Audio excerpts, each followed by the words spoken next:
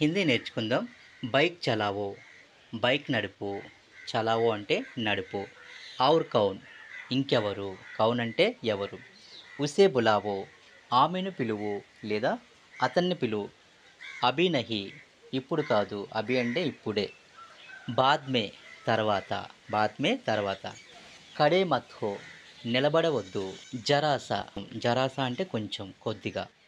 బహుత్ దూర్, చాలా దూరం. బహుత్ అంటే చాలా.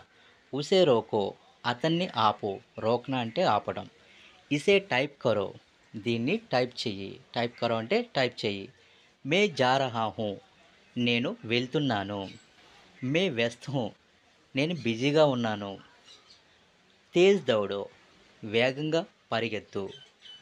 చుపావో మత్, దాచవద్దు.